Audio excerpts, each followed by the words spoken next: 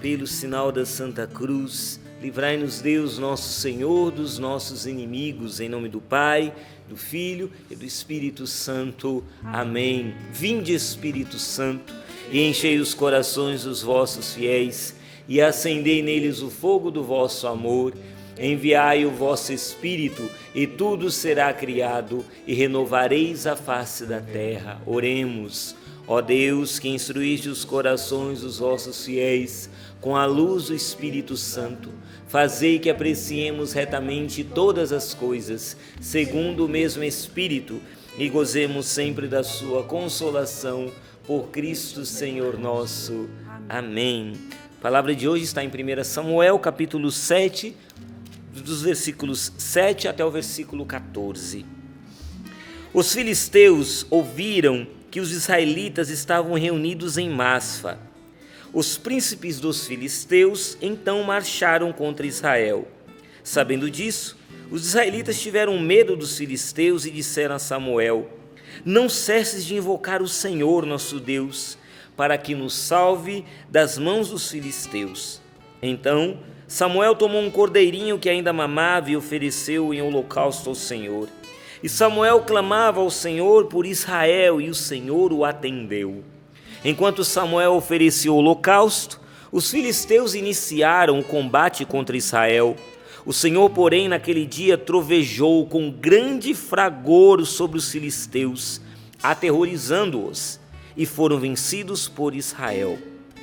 As forças de Israel saíram de Masfa e perseguiram os filisteus, destroçando-os até abaixo de Bet-car. Então Samuel tomou uma pedra e a pôs entre Masfa e Sem.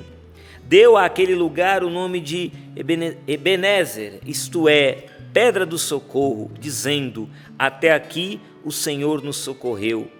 Assim, os filisteus foram humilhados e nunca mais voltaram ao território de Israel, porque a mão do Senhor pesou sobre os filisteus enquanto Samuel viveu. As cidades que os filisteus haviam tomado a Israel foram-lhe restituídas, de Acaron a Gate. Israel libertou os territórios delas da mão dos filisteus, e houve paz entre Israel e os amorreus. Palavra do Senhor, graças a Deus. Veja só, meu irmão e minha irmã, essa passagem aqui vai falar exatamente de um fato que aconteceu com Samuel, que era juiz em Israel. Você sabe que antes dos reis, o primeiro rei de Israel foi Saul. Mas antes de Saul, depois de Saul veio o rei Davi e depois uma série de outros reis. Mas antes de haver um rei em Israel, o rei é nosso Senhor, o rei é Deus. E Deus, reinando sobre o seu povo, enviou sobre o seu povo os chamados juízes, que eram homens de Deus à frente do seu povo, à frente do povo de Deus, que estavam ali liderando o povo, segundo Deus, segundo a vontade de Deus. Samuel foi um desses juízes. E Samuel, então, ele está aqui numa época em que o povo de Israel, você sabe, você que lê a palavra de Deus, você que medita na Sagrada Escritura, você que estuda a palavra de Deus, sabe que na Sagrada Escritura, sobretudo no Antigo Testamento, se mostram inúmeros fatos de infidelidade do povo eleito. Povo eleito que uma hora seguia a Deus, outra hora seguia os ídolos. Uma hora seguia a Deus, outra hora caía na idolatria. Uma hora servia a Deus, outra hora caía no pecado. Então ficava aquela coisa, Isso acontecia com uma certa frequência. E aqui acontece isso. O povo de Deus, mais uma vez, age com infidelidade.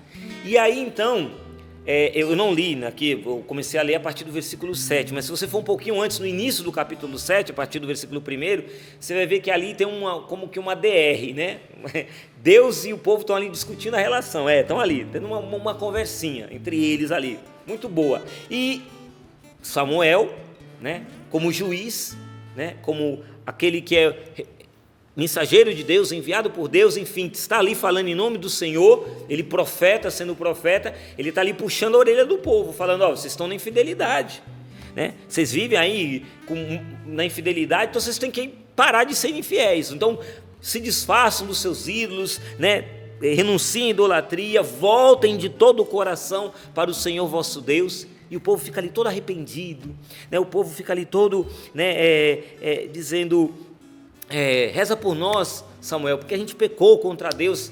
Então, estão ali se resolvendo, Deus e o povo, por causa da infidelidade do povo. E exatamente nesse lugar, que é ali, essa região chamada Masfa, então está tendo esse momento em que Deus e o povo estão conversando. E ali Deus está falando, vocês são infiéis, por isso que vocês estão sofrendo tanto. Vocês estão sofrendo tanto por causa dessa infidelidade, vocês precisam se voltar de coração para mim.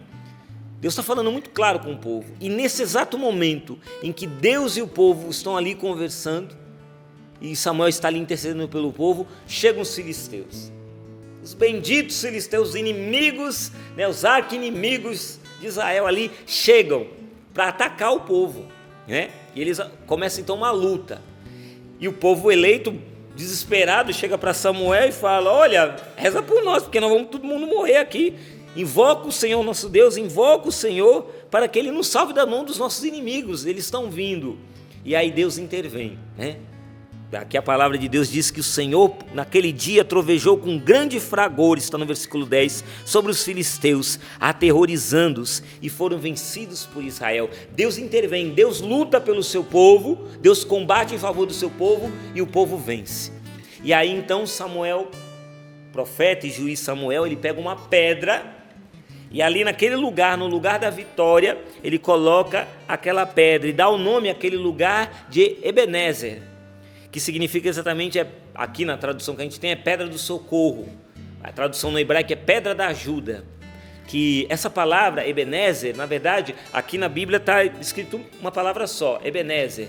Mas no hebraico são duas palavras. Even, que significa pedra, e Aezer. Aezer, que significa de ajuda, pedra de ajuda. Só que essa primeira expressão, Even, né, do hebraico, não significa apenas pedra, mas significa também reerguimento, algo que é edificado, como um prédio, como um edifício, que é construído, edificado. Então, é uma construção, algo que é reerguido. Então, a palavra Even tem esse sentido também. Então, ali, o profeta, ele coloca essa pedra e a chama de Ebenezer, né? Even Ahezer, né? Vem na Hezer, no hebraico, que significa exatamente isso, né? Pedra de ajuda, pedra do socorro. E aí ele vai dizer, né? Até aqui o Senhor nos socorreu. Essa expressão, Ebenezer, ela aparece outras duas vezes. É interessante a gente perceber isso. Aqui no primeiro livro de Samuel, aparece outras duas vezes. Ela aparece lá no capítulo 4, no versículo 1, quando, né, o autor sagrado diz que os filisteus se reuniram para fazer guerra a Israel, são os arqui-inimigos. E Israel saiu ao encontro dos filisteus, acampando perto de Ebenezer. Então ali eles vão ter uma batalha. O que acontece nessa batalha? Porque o povo é infiel, eles acabam perdendo, sofrem uma terrível derrota. Milhares e milhares do povo dos hebreus acabam morrendo nessa batalha. E o pior de tudo, eles levam para essa batalha a Arca da Aliança, que tem ali as pedras da lei, né? Os 10 mandamentos. Eles levam a Arca da Aliança para essa batalha e a Arca da Aliança ela é roubada pelos filisteus, ela é levada. E aí aparece o segundo momento, daqui no primeiro livro de Samuel, onde é citada essa expressão, Ebenezer, que é no capítulo 5, versículo 1, que vai dizer, depois que os filisteus tomaram a arca de Deus, levaram-na de Ebenezer a Azoto, levaram para a terra deles. É interessante quando a gente lê esses primeiros capítulos aqui do livro do profeta Samuel, porque vai falar que quando os filisteus pegaram a arca de Deus, eles venceram a batalha, e eles, o povo de Israel, o povo de Deus, sofreu uma derrota vergonhosa ali, e a arca é roubada, e quando eles levam a arca lá para a terra dos filisteus, o próprio Deus se encarrega de sair daquela região. Começa o povo a ficar doente, o exército inimigo lá, o povo inimigo, os filisteus ficam doentes, começa a surgir tumor no povo, aquela coisa, e o povo começa a perceber, os filisteus começam a perceber que é por causa da arca de Deus. E eles então falam, não, nós temos que mandar embora essa arca, não podemos ficar com isso. O Deus deles, o Deus dos hebreus está furioso conosco, é por isso que nós estamos aqui sofrendo desse jeito. Então vamos mandar, eles colocam a arca, né, numa carroça ali, e ela é levada, né? Os bois vão puxando aquela carroça de volta para a terra de Israel. É devolvida a arca. Isso acontece, está tudo isso aqui no primeiro livro de Samuel. Então essa expressão, Ebenezer, ela aparece outras 2 vezes, além dessa terceira que eu li aqui para você. E por que eu estou dizendo isso para você? Porque aqui o profeta Samuel, e aqui vem uma lição muito importante para nós, ele diz o seguinte, quando ele coloca essa pedra, ele diz, até aqui o Senhor nos socorreu. Nós podemos interpretar essa expressão em 2 sentidos. Até aqui o Senhor nos socorreu. Você pode levar, e as 2 expressões nos servem, tá bom? Tanto uma quanto outra são úteis para nós no final de 2023. A primeira é essa, que diz respeito ao momento. Até aqui, ou seja, até este momento, o Senhor nos socorreu. Ou seja, nós somos infiéis, nós pisamos na bola com Deus, pecamos contra o Senhor nosso Deus, nós somos infiéis, mas o Senhor, Ele se mantém fiel. Ele não se deixa vencer em infidelidade. Mesmo eu tendo sido infiel a Deus, Deus foi fiel para comigo e até este momento Deus me socorreu. Como essa irmã, cujo nome não foi identificado, que a Maria Renata trouxe aqui no testemunho, ela dizia, não me faltou comida, né? Não me faltou o necessário aqui em casa. Então até este momento o Senhor a socorreu e ela reconheceu isso, louvado seja Deus. Parabéns, irmã, que eu não sei o nome, mas parabéns para você, porque você reconheceu isso, que até este momento o Senhor está te ajudando. Então, até este momento, Deus tem ajudado. Até este momento, Deus ajuda a Canção Nova também nessa reta final da campanha. Até aqui, o Senhor nos socorreu. Até este momento, está claro isso? Até aqui. A esse respeito, tendo em mente isso, essa questão de momento, então você pode olhar para a sua vida ao longo de 2023 e ver as batalhas que você foi vivendo ao longo desse ano que está chegando ao fim e perceber que hoje, nesse dia 28 de dezembro de 2023, até agora, até esta data, o Senhor não faltou com a sua bondade, com a sua misericórdia para com você. Até aqui o Senhor tem lhe socorrido. A esse respeito, nosso pai fundador, ele tem um texto aqui que eu quero ler para você, em que ele nos dá um ensinamento muito bonito, que é uma pergunta que pode surgir em nosso coração no momento de fraqueza, no momento de crise. Pode surgir essa pergunta, e a pergunta é a seguinte: por que Deus não me ajuda? Eu estou sofrendo tanto, por que Deus não me ajuda? Padre Jonas aqui ele escreve, são boas perguntas, mas por que Deus não me ajuda? Por que Deus não me socorre? Por que Ele não faz alguma coisa por mim? Por que Ele não resolve a minha situação? Talvez hoje você que está acompanhando o Saindo para a Vida seja com essa pergunta dentro do seu coração, te inquietando, dizendo, meu Deus, eu já rezei tanto, já fiz tanta novena, já fiz tanta coisa, e por que o Senhor não vem no meu socorro, não vem no meu auxílio? E aí Padre Jonas escreve, compreenda uma coisa, 2 pontos, Deus está fazendo e vai fazer sempre tudo por você. Se existe alguma falha, essa falha está em nós. E qual é essa falha?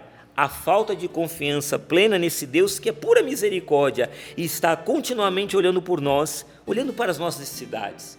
Aí Padre Jonas escreve dizendo, para sermos auxiliados por Deus, precisamos estar com o nosso coração voltado para Ele.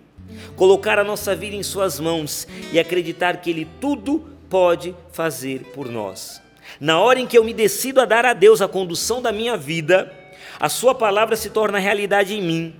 Aquela palavra de Romanos 8, 28 que diz, tudo concorre para o bem dos que amam a Deus. E aí Padre Jonas vai concluir dizendo, tudo se resolve com a mudança do nosso coração. Vou repetir, tudo se resolve com a mudança do nosso coração.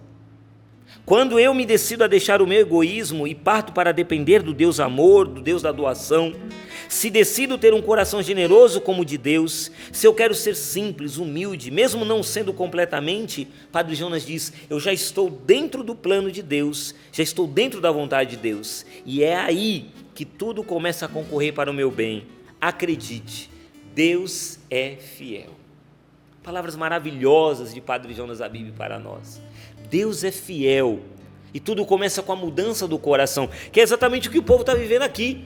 Quando o profeta, o juiz Samuel disse para o povo, vocês têm que largar a idolatria, voltar-se para Deus, voltem de coração para Deus. Aí vem a batalha e eles pedem o socorro de Deus e Deus então vem e intervém. Deus socorre o povo, Deus vence aquela batalha. Até aqui o Senhor nos ajudou, até este momento. Não faltou o socorro, não faltou o auxílio de Deus, até mesmo para você que está dizendo hoje, por que Deus não me ajuda? Por que Deus não me socorre? E aí fica com essas palavras do nosso pai fundador, Padre Jonas, que diz: compreenda uma coisa, meu irmão. Você que está com essa pergunta inquietante no seu coração, compreenda uma coisa: Deus está fazendo e vai fazer sempre tudo por você. Você pode bater no peito e dizer isso: Deus está fazendo e vai fazer sempre tudo por mim. Isso, você pode hoje assumir essa palavra de fé, proclamar pela fé e dizer isso: Deus já está fazendo e Ele vai fazer sempre tudo por mim. Esse é um primeiro ponto, um primeiro sentido. O momento, até este momento Deus me ajudou. Mas aí tem um segundo sentido, que aí já não é tanto o momento, mas é o lugar. E aí você vai entender por que eu citei que a expressão Ebenezer aparece em outros 2 momentos na Bíblia, aqui em 1 Samuel. Porque essa expressão Ebenezer aparece quando o povo está em guerra, lá em 1 Samuel 4:1. E o que acontece? O povo é derrotado. Depois ela aparece uma segunda vez em 1 Samuel 5:1. E o que acontece? A arca de Deus, a presença de Deus, ela é sequestrada, ela é pega pelos filisteus e levada para a terra dos filisteus. 2 tragédias: uma guerra que se é perdida e a presença de Deus que é arrancada do povo de Deus, que é tirada do povo de Deus e levada para um lugar pagão. 2 tragédias são narradas aqui, e nessas 2 tragédias surge essa expressão Ebenezer. Veja só, agora surge a expressão novamente, 1 Samuel 7, que eu acabei de ler para você, e agora é uma expressão de vitória. Até aqui neste lugar, agora já não é momento, é o lugar. Até aqui neste lugar o Senhor nos socorreu. E por que é neste lugar? Porque aquele lugar era o lugar da derrota. E Deus reverteu o lugar da derrota em lugar da vitória. Comece a entender isso, meu irmão e minha irmã, que aquilo que hoje é derrota para você, aquilo que hoje, ao longo de 2023, foi uma situação de derrota, foi um ambiente de derrota, foi uma ocasião de derrota para a sua vida, Deus é suficientemente poderoso para transformar essa situação de derrota numa situação de vitória. Ele é capaz de transformar todo esse ambiente de derrota, de tragédia, de lamentação, de profunda dor, em situação de esperança, de louvor, de ação de graças, de bendizer a Deus, de bênção de Deus para nossas vidas. E por quê? Por que Deus é capaz de fazer isso? O Catecismo da Igreja Católica explica. Ele vai falar de um dos atributos de Deus, que é inclusive o atributo divino que é dito, é proclamado por nós na nossa profissão de fé, no símbolo de fé, no nosso credo. Quando a gente diz creio em Deus Pai, como é que a gente começa o credo? Creio em Deus Pai Todo-Poderoso. É um atributo divino que é citado por nós na nossa profissão de fé. O Catecismo diz isso no número 268 do Catecismo da Igreja Católica, vai dizer: de todos os atributos divinos, só a onipotência de Deus é mencionada no símbolo. Confessá-la é de grande importância para a nossa vida. E aí ele vai falar 3 características desse atributo de Deus, que é a onipotência de Deus. Nós cremos, primeiro, que ela é universal. Primeira característica, a onipotência de Deus, ela é universal, pois Deus que criou tudo, Ele governa tudo e Ele pode tudo. Veja, tudo. Deus criou tudo, Deus governa tudo, Deus pode tudo, universal. A segunda característica, essa onipotência de Deus é uma onipotência de amor, é também de amor, pois Deus é nosso Pai. Ele não é alguém estranho. Nós não somos estranhos a Deus, nós somos filhos e filhas de Deus. Ele tem cuidado de nós. Jesus vai dizer: olhai as aves do céu, olhai os lírios do campo. Eles não semeiam, nem ceifam, nem colhem nos celeiros, mas vosso Pai Celeste os alimenta. Não valeis vós muito mais, homens de pouca fé? Vocês são filhos e filhas de Deus. Se Deus cuida assim da erva do campo, cuida assim da ave do céu, não vai cuidar de você que é filho, filha de Deus? É uma onipotência de amor. Deus que se preocupa conosco, Deus que está atento a nós e cuida de nós. E a terceira característica, e nessa que eu quero me deter, é aqui: a onipotência de Deus, ela é misteriosa, pois somente a fé pode discerni-la, quando a onipotência divina, ela se manifesta na fraqueza, como Paulo vai dizer lá em 2 Coríntios, capítulo 12, versículo 9. Então veja, quando Deus se manifesta na fraqueza, na nossa fraqueza, Ele manifesta o seu poder. E aqui o Catecismo vai falar sobre isso no número, um pouquinho mais para frente, no número 272, quando vai dizer aqui: a fé em Deus Pai Todo-Poderoso pode ser posta à prova pela experiência do mal e pela experiência do sofrimento. Por vezes Deus pode parecer ausente. Por que Deus não me ajuda? Lembra da pergunta que o Padre Jonas traz aqui? Por que Deus não me socorre? Então, Deus pode parecer ausente, incapaz de impedir o mal. Ora, Deus Pai revelou sua onipotência de maneira mais misteriosa no rebaixamento voluntário e na ressurreição de seu Filho, pelos quais ele venceu o mal. Assim, pois, Cristo crucificado é poder de Deus e sabedoria de Deus, pois o que é loucura de Deus é mais sábio do que os homens, e o que é fraqueza de Deus é mais forte do que os homens. Veja, na cruz de Cristo, ali, na aparente fraqueza, situação de fraqueza, uma situação trágica, ali Deus revela a sua onipotência, o seu poder. Também ao longo de 2023, meu irmão e minha irmã, você que passou por tantos sofrimentos, tantos perrengues, tantas lutas, tantos combates espirituais, entenda, até aqui, também nessa situação de sofrimento, o Senhor te socorreu. Talvez você não tenha entendido o socorro de Deus, talvez você não tenha interpretado bem o socorro de Deus, porque você imaginou o socorro de Deus do seu jeito. Mas o socorro de Deus não vem do nosso jeito, vem do jeito dele, porque o socorro é dele. Se o socorro fosse meu, eu iria lhe socorrer do jeito que o Alexandre acha que tem que socorrer. Mas Deus vai socorrer do jeito que ele acha que ele tem que socorrer. Então não é do nosso jeito. A gente pode até dizer para Deus: Senhor, eu quero que o Senhor me socorra assim. Só que não é assim que funciona. Deus vai nos socorrer sim, mas do jeito dele. E o que eu e você precisamos fazer? Ebenezer, pedra de ajuda, colocar um marco. Veja que ali o profeta colocou uma marca naquele território e disse: aqui neste lugar, que era um lugar de derrota, que era uma situação de tragédia, porque aqui neste lugar a nossa arca, a arca de Deus, foi roubada de nós. Aqui nesse lugar muitos irmãos nossos derramaram seu sangue numa derrota terrível. Esse lugar foi um lugar de humilhação, mas até aqui, neste lugar que é de aparente derrota, Deus transformou agora num lugar de vitória, porque Ele é poderoso para transformar toda derrota em vitória. E é isso que Ele quer fazer na minha e na sua vida. Então, ao final de 2023 ainda dá tempo. Pega a pedra de ajuda, que hoje não é uma pedra qualquer, mas é o próprio Cristo. E Cristo crucificado, loucura para os homens, mas para nós sabedoria de Deus, glória de Deus para nós. Pega Jesus, e Jesus crucificado e ressuscitado, e coloca Ele como a rocha, como a pedra angular, como esta pedra na tua vida hoje diz: a minha vida está marcada por esta pedra que é Cristo. Aconteça o que acontecer, estou endividado, estou vivendo luto, perdi alguém que eu amo, estou tendo dificuldade com os meus filhos, na educação dos meus filhos que estão na rebeldia, estou vivendo uma doença, estou lutando contra esse câncer, estou lutando contra essa doença psicológica, com essa síndrome do pânico, com essa depressão, estou lutando contra essa ansiedade.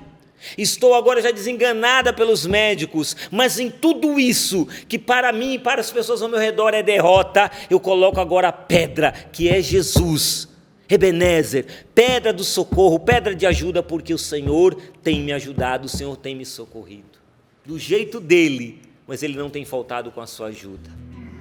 Então, para encerrar, eu quero que você fique com essa palavra do Padre Jonas. Compreenda uma coisa: Deus está fazendo e vai fazer sempre tudo por você. E aí eu termino com essa historinha que eu já contei em outras ocasiões, mas ela cabe bem nessa reflexão que está chegando ao fim. Um homem estava fugindo dos seus perseguidores, um homem cristão, um homem de fé, e os seus perseguidores queriam matá-lo. E ele falou: meu Deus, eles vão me matar. E ele fugindo, preciso de uma proteção. Ele achou uma caverna, uma gruta. E ele entrou naquela caverna, e ele era um homem muito fervorante, muito orante, né? Avivamento, aquela coisa, né? E ele disse: Senhor, manda agora os teus anjos, manda agora 2 anjos com espadas flamejantes na entrada desta gruta agora, para me proteger dos meus inimigos. Oh glória, aleluia, manda agora, Senhor, os anjos. E ele ficou rezando, e aí veio uma aranha na entrada da gruta. Ele falou: Senhor, o Senhor não entendeu. Sinto em lhe dizer, mas o Senhor não entendeu. Eu pedi anjos, 2 anjos acampados aqui na entrada desta gruta, com espadas flamejantes na mão, para vencer os meus inimigos. E o Senhor manda uma aranha. Eu estou pedindo anjos, Senhor. Então tá bom. Então eu vou mudar meu pedido. Cria agora, Senhor, uma parede, um muro protetor à frente desta gruta, para que os meus adversários, os meus inimigos não me destruam. Envia, Senhor, agora este muro inabalável, intransponível. Manda agora este muro protetor agora. E a aranha começa a construir a teia. Fala: Senhor, eu pedi um muro inabalável, eu não pedi para o raio desta aranha aqui ficar montando essa teia. Eu estou pedindo sua proteção, estou pondo um inseto aqui. Meu Deus, você não está entendendo o que eu estou falando? Nessa hora vem se aproximando dos inimigos, os perseguidores. E aí um deles fala: opa, vamos procurar o cara está ali dentro da caverna. Aí o outro vira, né, um dos que estão perseguindo, fala: deixa de ser burro, rapaz, deixa de ser idiota, que isso? Você não está percebendo que tem até teia de aranha na entrada dessa gruta? Ninguém entra aí faz anos que ninguém entra dentro dessa gruta. Ele deve ter ido fugido por outro caminho, vamos seguir adiante na estrada. E os perseguidores vão embora. Você está entendendo como é que Deus nos socorre? Não é do nosso jeito, é do jeito dele. Às vezes a gente fica pedindo anjos com espadas flamejantes, e Deus manda uma simples teia. E nessa teia está o livramento de Deus que a gente precisa. Esteja atento, porque até aqui o Senhor nos ajudou, até aqui o Senhor nos socorreu. Deus continua nos ajudando e vai continuar sempre nos ajudando, porque Ele é o nosso Pai e nós somos filhos dele.